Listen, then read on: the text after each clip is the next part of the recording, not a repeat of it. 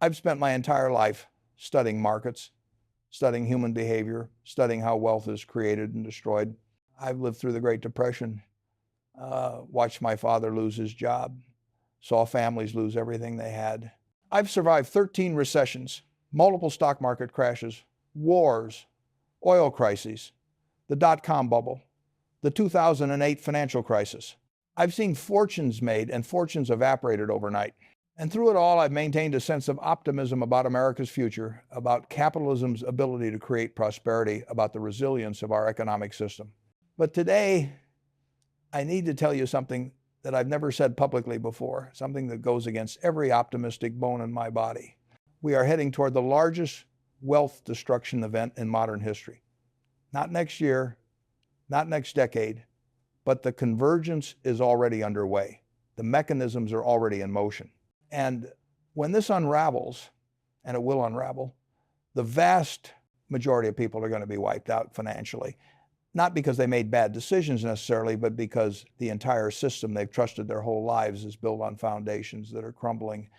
I'm going to explain exactly why this is happening, how the pieces fit together, and why even people who think they're prepared probably aren't. This isn't about fear-mongering. This is about facing mathematical realities that can't be wished away. Let me start with something most people don't fully understand. The sheer scale of debt in the global system. We're not talking about normal debt levels that economies can grow out of. We're talking about debt that is metastasized into every corner of the financial system, debt so large that it can never be repaid in real terms. Global debt, including government debt, corporate debt, and household debt, now exceeds $307 trillion. $307 trillion. That's over 300% of global GDP. Think about what that means. The entire world economy would have to produce for more than 3 years, with every dollar of output going to debt repayment, just to clear the debt we have today. And that's obviously impossible because people need to eat, businesses need to operate, governments need to function. But here's where it gets worse. That debt number is growing faster than the economy. We're adding debt at a rate of approximately $10 trillion per year globally. The debt to GDP ratio keeps climbing because we can't generate enough real economic growth to keep pace with debt accumulation. We're on a treadmill that's speeding up, and eventually everyone falls off. The question isn't if, it's when. And based on what I'm seeing in markets right now, based on the stress fractures appearing in the system, I think when is coming sooner than most people imagine. Let me walk you through how this unravels, because it's not going to be a single dramatic event. It's going to be a cascade, one domino falling and triggering the next. The first domino is already wobbling: sovereign debt. Governments around the world have borrowed unprecedented amounts of money. The United States federal debt exceeds $34 trillion and growing by over $1 trillion every year. Japan's government debt is over 260% of GDP. Italy, France, Spain, Greece, all carrying debt loads above 100% of GDP. These aren't sustainable levels. These are crisis levels that have only been avoided so far because of artificially low interest rates maintained by central banks. But those low interest rates are gone. Inflation forced central banks to raise rates rapidly, starting in 2022. The Federal Reserve took rates from near zero to over 5% in less than 18 months. The European Central Bank made similar moves. Now here's the problem. When interest rates rise, the cost of servicing debt explodes. The United States government is now paying over $1 trillion per year just in interest on the national debt. $1 trillion.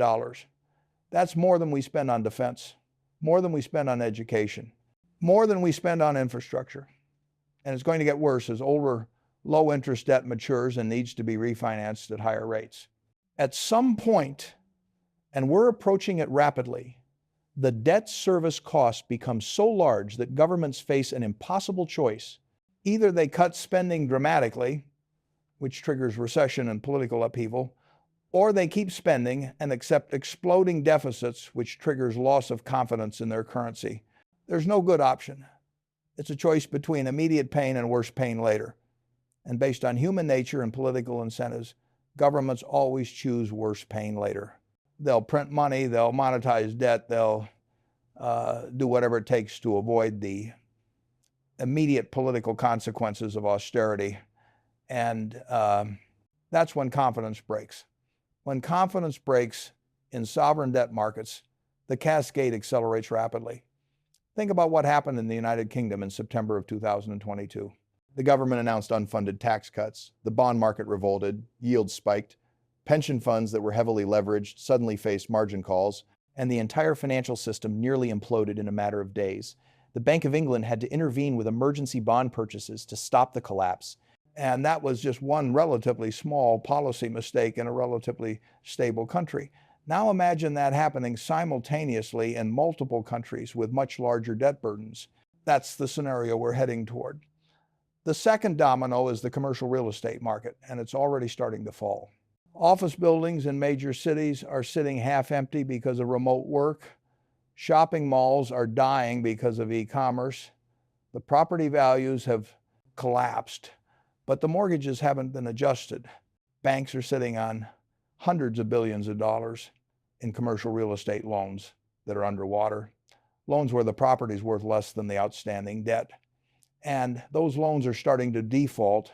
The problem is that banks account for these loans at face value, not market value, as long as the borrower is still making payments. So bank balance sheets look healthy, even though they're sitting on massive unrealized losses. This is almost exactly what happened with mortgage-backed securities in 2007. Everything looked fine until suddenly it wasn't. Borrowers started defaulting, banks had to mark loans to market value, capital cushions evaporated, and the entire system seized up. We're in the early stages of that same process in commercial real estate. Default rates are rising, banks are tightening lending standards, property values are falling, and because commercial real estate is a much larger market than residential housing was in 2008, the potential damage is actually greater. Regional banks are particularly exposed. Many of them have huge concentrations of commercial real estate loans on their books. When those loans go bad, the banks become insolvent. We already saw the beginning of this with Silicon Valley Bank, Signature Bank, and First Republic in March of 2023. Those failures were triggered by deposit runs, but underlying all of them were deteriorating loan portfolios and unrealized losses on securities. The Federal Reserve and FDIC intervened to stop the panic, but they didn't fix the underlying problem. They just pushed the reckoning further into the future. The third domino is corporate debt, and this one is massive. Corporate debt in the United States alone exceeds $10 trillion. Much of that debt was issued during the years of zero interest rates when companies could borrow almost for free. Companies that should have failed zombie companies with business models that don't generate enough cash flow to cover their debt payments were kept alive by cheap refinancing. But now, interest rates are dramatically higher, and all that debt eventually needs to be refinanced at the new higher rates. Many companies can't afford it. Their interest coverage ratios, the ratio of earnings to interest expense, are already dangerously low. When they try to refinance, they'll face interest rates 2 or 3 times higher than what they're currently paying. They'll default. Corporate bankruptcies are already rising. High-yield bond default rates are climbing, and we're still in the relatively early stages of this cycle. As defaults accelerate, the prices of corporate bonds will collapse. And who owns all those corporate bonds? Pension funds, insurance companies, mutual funds, ETFs, all the places where ordinary people have their retirement savings. When those bonds get marked down to reflect default risk, the value of retirement accounts drops significantly. People open their statements and see they've lost 20%, 30%, maybe more of their savings. The wealth destruction spreads from corporations to households. The fourth domino, and this is the one that worries me most, is the derivatives market. The total notional value of derivatives contracts globally is estimated at over $600 trillion. $600 trillion. Now, notional value isn't the same as actual exposure, but even if the real exposure is just 5 or 10% of notional, we're talking about $30 to $60 trillion of risk coursing through the financial system. These derivatives are interconnected in ways that even the regulators don't fully understand. Banks have exposures to other banks. Hedge funds have exposures to multiple counterparties. It's a web of obligations where everyone owes everyone else, and the whole thing only works if everyone can pay. When one major institution fails to meet its obligations, it triggers a cascade of failures throughout the system. This is what happened with Lehman Brothers in 2008. Lehman's failure didn't just affect Lehman's creditors. It affected everyone who had derivatives contracts with Lehman, everyone who had contracts with Lehman's counterparties, on and on through multiple layers of the system. The counterparty risk spreads like a virus. And because leverage is so much higher now than it was in 2008, because the derivatives market is so much larger, the potential for contagion is greater. Central banks will try to intervene, of course. The Federal Reserve, the European Central Bank, the Bank of Japan, they'll all deploy every tool they have. They'll cut interest rates back to zero. They'll restart quantitative easing, buying bonds to inject liquidity. They'll create emergency lending facilities for banks.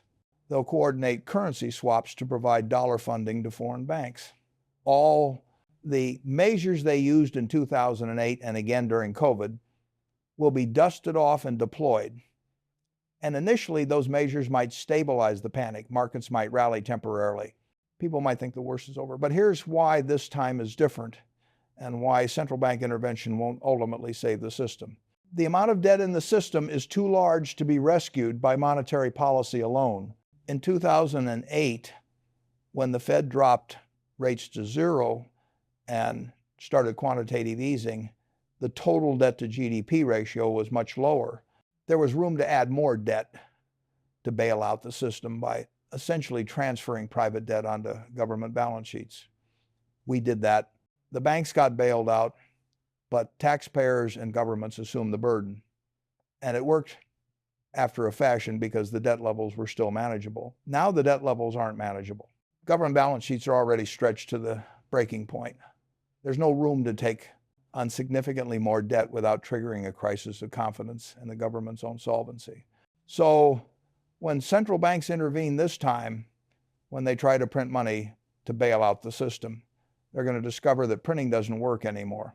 Printing money only works if people maintain confidence in the currency. When confidence breaks, when people realize that governments are just printing to finance unsustainable deficits and bail out failed institutions, the currency starts to lose value rapidly. That's when you get serious inflation or even hyperinflation. We already saw a preview of this in 2021 and 22, when inflation spiked to levels not seen in 40 years. After massive government spending and money printing during COVID, central banks had to slam on the brakes, raising interest rates aggressively to fight inflation. But that tightening is what's triggering all the dominoes I've just described. It's a trap. If they keep rates high to fight inflation, debt defaults accelerate and the economy collapses. If they cut rates and restart money printing to prevent debt defaults, inflation comes roaring back and the currency collapses. There's no policy path that avoids serious pain. Now, let me talk about what this means for different classes of assets, because this is where individual wealth gets wiped out. Stocks are going to get devastated. When corporate earnings collapse due to recession, when defaults surge, when the financial system seizes up, stock prices are going to fall by 50% or more from their peaks. The S&P 500 could easily drop from over 5,000 to under 2,500. Individual stocks could do much worse. And the most popular stocks, the ones everyone thinks are safe, companies like Apple and Microsoft and Google, those will fall too, because no company is immune to a systemic crisis. The response I usually hear is that stocks always come back, that if you just hold through the downturn, you'll be fine eventually. And historically, that's been true. But there are two problems with that comforting narrative. First, the recovery can take a very long time. The NASDAQ, after the dot-com crash, took 15 years to return to its peak.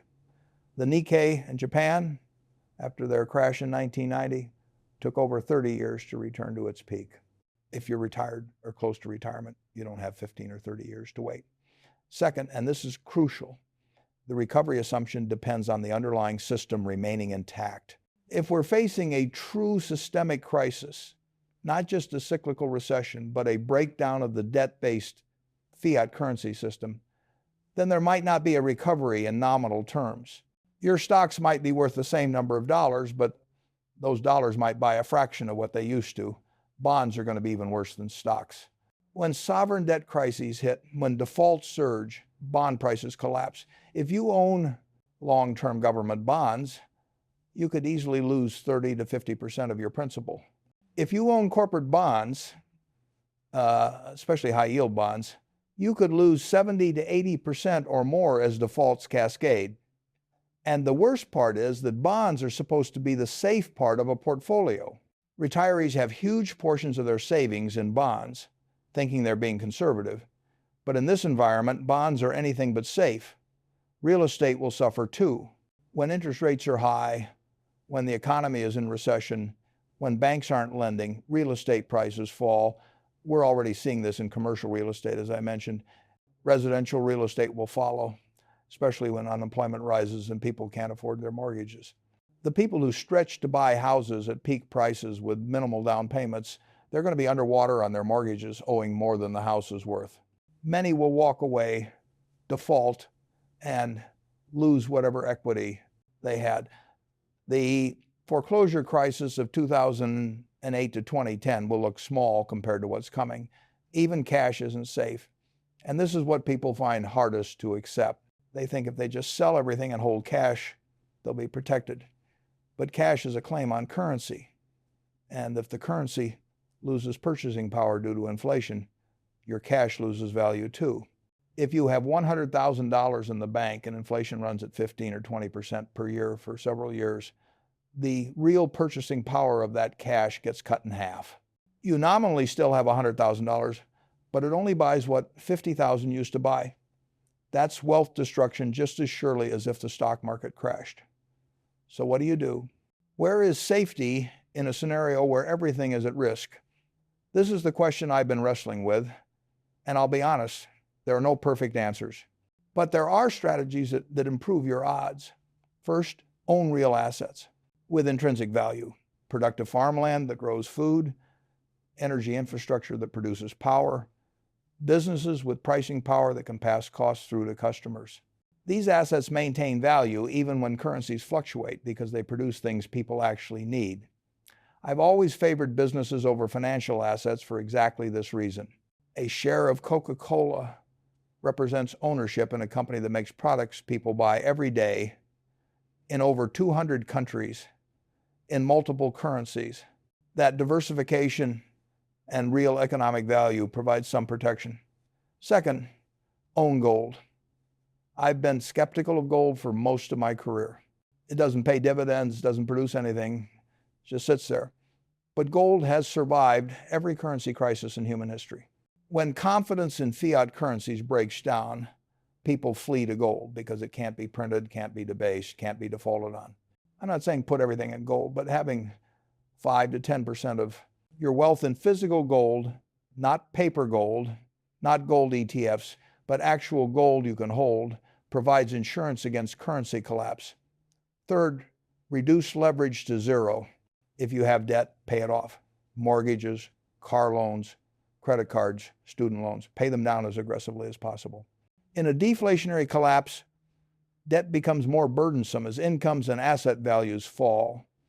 In an inflationary spiral, debt gets easier to pay back, but often at adjustable rates that skyrocket.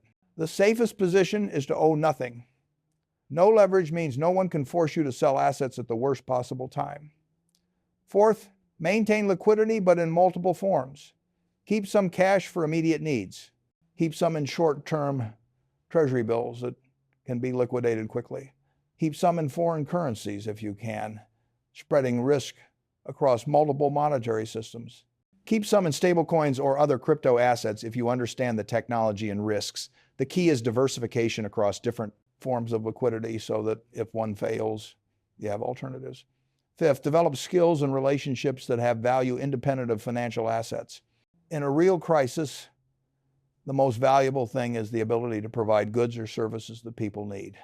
If you have skills in medicine, engineering, agriculture, skilled trades, you'll be able to earn a living regardless of what happens to financial markets. Strong relationships with family, friends, and community provide support networks that money can't buy. These intangible forms of wealth are often more durable than financial wealth. The hardest part of what I'm describing is the psychological challenge. Most people have been conditioned their entire lives to believe in the stability of the system. They believe that governments will always honor their debts, that banks are safe, that retirement accounts will be there when they need them.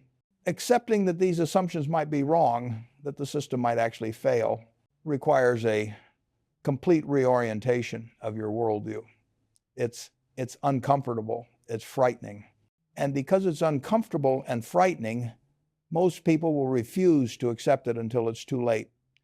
I've seen this pattern repeatedly throughout history. Before every major crisis, there are clear warning signs. The data is available, the logic is inescapable, but people don't want to believe it, so they find reasons to dismiss the warnings. They say this time is different, that modern central banks have the tools to prevent crisis, that the government won't let the system fail. They convince themselves right up until the moment everything falls apart.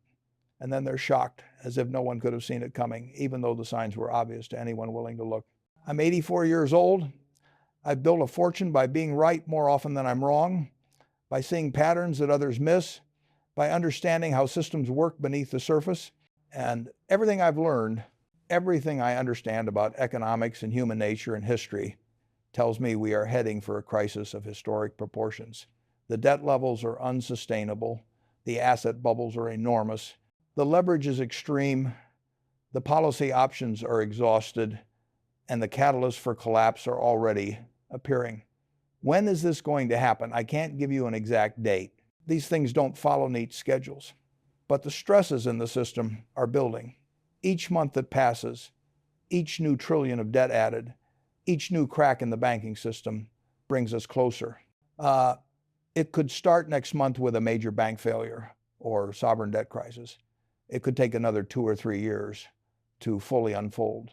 But the trajectory is clear. We're going over the cliff. The only question is how fast we fall. Everyone is going to be wiped out. Not literally everyone. Some people will have positioned themselves correctly. Some will have owned the right assets, maintained liquidity, avoided leverage, and preserved wealth through the crisis. But the vast majority, the people with their savings in 401ks and mutual funds, the people who trusted the system to protect them, the people who didn't see this coming or refused to believe it could happen, they're going to lose most of what they have. Not because they're bad people or made foolish choices, but because they were playing a game where the rules changed and no one told them. The system they trusted was built on sand. And when the tide goes out, that sand is going to wash away, taking most people's wealth with it. That's not pessimism. That's mathematics. That's history. That's reality. And reality doesn't care whether we're ready for it or not.